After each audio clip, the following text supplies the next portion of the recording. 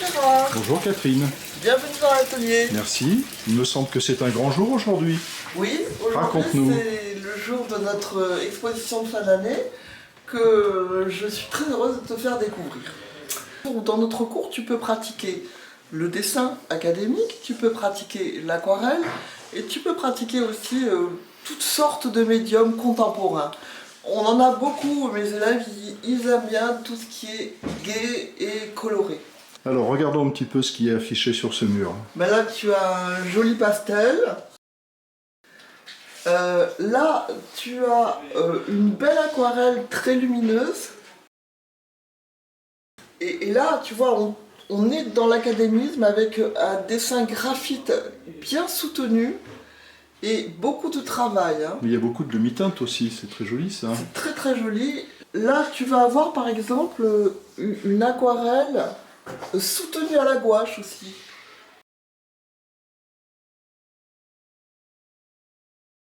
Là, on a un bic et qui est très contemporain. Mes élèves aiment beaucoup le bic.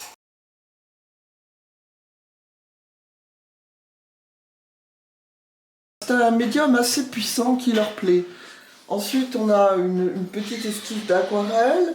Là, un beau crayon de couleur. Et dessous également, encore un crayon de couleur, aquarelle. Et là, tu vois un médium assez classique, un fusain. Ouais. Et j'en ai assez peu parce que c'est assez rare qu'on travaille le fusain. Là, on a un très joli crayon de couleur qui a pris beaucoup de temps. Je sais pas si tu vois l'assemblage de toutes ces petites taches pour faire le châle. Beaucoup de détails, un bouquet de muguet, une petite fille assez réussie, petite fille asiatique.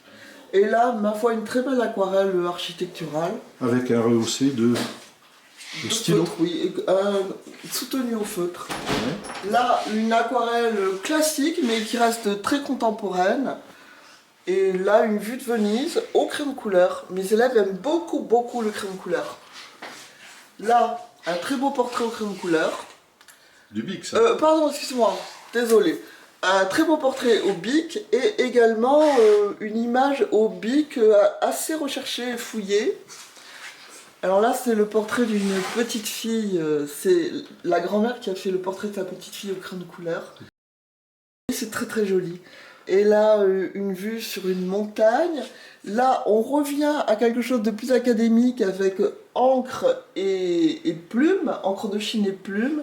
Et là, c'est un test de crayon aquarellable. On continue notre visite. Ici, une jolie aquarelle.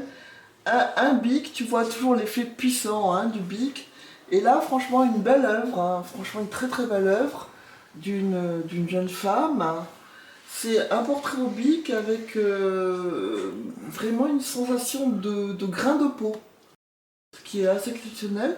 Ah, Alors ça, à côté, ça c'est beaucoup plus rare de voir ce genre de technique. Alors ça, c'est oui, c'est une Annie. Annie aime beaucoup les travaux durs et qui lui prennent bien la tête. Donc, elle a fait du pointillisme, un portrait assez saisissant. Là, c'est le portrait de Caïs par sa grand-mère. Là aussi. Et là encore, donc, des portraits d'enfants. Alors, portrait d'enfant, crayon de couleur, toujours. À côté, crayon de couleur encore. Et, je te dis, franchement, on a du goût pour le crayon de couleur ici. Hein, Je vois. un beau portrait là-haut aussi. Oui, encore une belle aquarelle très lumineuse. Et là, retour à des techniques plus académiques avec graphite et aquarelle sur un papier teint. Et là, un petit canard tout duveteux. Là, un beau paysage au crayon de couleur. Et donc encore la petite et fille là, ma foi, un très joli portrait lumineux. Et là, suspendu dans les airs, on a un très joli dessin d'un nu académique travaillé dans une brume très subtile de gris. J'aime beaucoup. Et là, un surprenant dessin au bic de couleur qu'on trouve quasiment dans les supermarchés, hein. Tu peux acheter ça dans les supermarchés. Et donc tu vois cet assemblage qui crée une eau très réaliste. Là, le portrait d'une jolie rousse au crayon de couleur. Voilà. Donc, très, très joli travail aussi pour le teint, tu vois, avec les petites taches de rousseur. C'est assez joli. Là, on a un très beau pastel. Travaillé dans des tons très très chauds et très très froids. Donc ça, tu vois le dos quasiment brun et les parties mouillées qui sont étincelantes. Okay. C'est ça qu'on a travaillé. Ça, je voudrais qu'on s'y arrête, hein. Voilà, ça c'est Jean-Marc Taffanelli qui avait fait ce travail. Il était très très porté à l'exercice, hein. Et donc on a fait beaucoup d'exercices de hachurage. J'en profite pour dire que mes élèves n'en font pas assez. Il faut aussi prendre les exercices. Alors j'en profite pour faire un petit point sur l'esprit de l'atelier. L'esprit de l'atelier, c'est chacun fait ce qu'il veut et je l'accompagne dans la mesure où en amont, il va rentrer des techniques qui vont lui permettre de s'exprimer. Donc là, voilà une technique. Le hachurage, ça s'apprend. Là, dans le portrait que tu as filmé tout à l'heure, là, le nu, cette brume, ça s'apprend. Et alors après, on peut mettre en œuvre tout ça. Et moi, mon but, c'est d'accompagner chacun dans son projet avec ses bases. Alors là, on est à ta place, Gérard. Ah ouais. Voilà ton tablier et voilà ton exercice de dessin académique, les plis. Tu vois, dans mon atelier, il y a des leçons, dessin, les plis. On apprend le pli. Et donc, apparemment, tu as fait une pause, là, avec tes fusains, tes crayons, tout ça. Et ça paraît rébarbatif. Mais c'est essentiel de l'apprendre, parce que le pli orne le corps, le pli dessine le corps, le pli est ornement à lui tout seul. Donc voilà, on a beaucoup de... C'est dans ce sens que c'est un cours académique. On rentre de la technique, on fait des exercices et ensuite on se lance. Et là, notre dernier atelier, notre dernier né, hein, auquel je tiens beaucoup, hein, une vraie passion. Donc je te le montre, c'est notre atelier de poterie, modelage et sculpture. Donc ici, tu vas avoir des photophores, tu vois, dans un esprit dentelle. Hein, regarde, tu vois, la lumière passe à travers. Ici, c'est la petite activité qu'on avait fait pour Noël. On avait créé des ours articulés. C'est moi qui les ai dessinés d'ailleurs. Hein. Ouais. Je les ai dessinés et créés. Et c'est comme ça, on s'est tellement plu à faire ça qu'on a créé l'atelier de poterie. À partir de ça, là, on a une jolie coupelle visage porcelaine. C'est difficile à travailler la porcelaine, hein. Mais alors après, regarde, hein, c'est d'une blancheur de neige. Ici, on a un joli buste d'une élève avec une patine bronze. Ici, alors, dans notre atelier, on travaille beaucoup le décor. D'abord parce qu'on est des dessinateurs, on est des peintres et on aime le décor. Alors, on utilise différentes techniques. Là, tu vois, j'ai la technique Mishima. Donc, c'est un sillon qui est gravé dans la terre, dans la faïence, et ensuite, on remplit avec une couleur et on peint. Ensuite, on cuit et on émaille, tu vois, avec une couverte brillante. Là, on a une technique. Celui-là, c'est moi qui l'ai fait.